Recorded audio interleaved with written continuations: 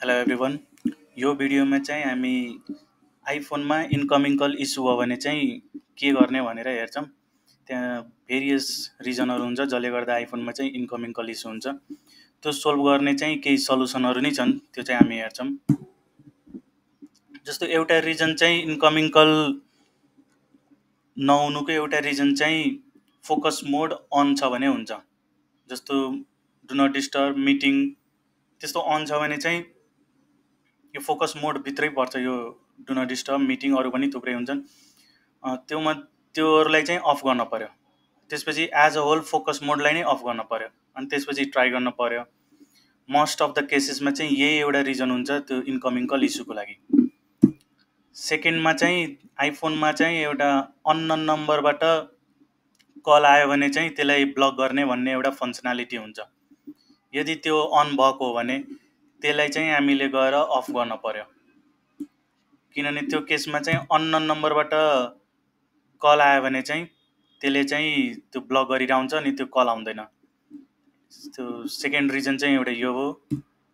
अर्को रिजन चाहिँ भोल्टीले गर्दा नि हुन्छ।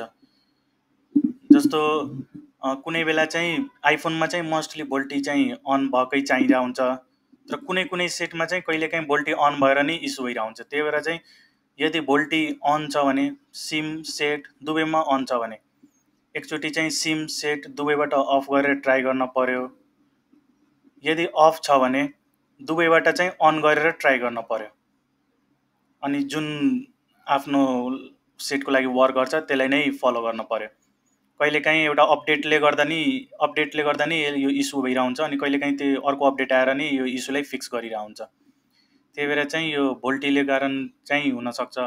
यो तिनटै मध्ये चाहिँ केही होइन भने चाहिँ एउटा कल फरवार्डिङ भन्ने नि हुन्छ। त्यो मैले अर्को भिडियोमा नि बनाएको छु कल फरवार्डिङको। कल फरवार्डिङको डिटेलमै हो। कल फरवार्डिङ हटाउनलाई चाहिँ हामीले एउटा कोड चाहिँ डायल गर्न सक्छौँ कल फरवार्डिङको लागि, ##002#। यो डायल गऱ्यौँ भने चाहिँ कल फरवार्डिङ हटाउन सकिन्छ। यसले गर्दा पनि इन्कमिङ कल इस्यु भइरहन्छ। अनि यो सबै मध्ये कुनैले काम गरेन भने चाहिँ हामी टेलिकम काउन्टर नै भिजिट गर्नुपर्ने हुन्छ या त 1498 मा कल गरेर नि हामी आफ्नो कम्प्लेन टिपाउन सक्छौँ।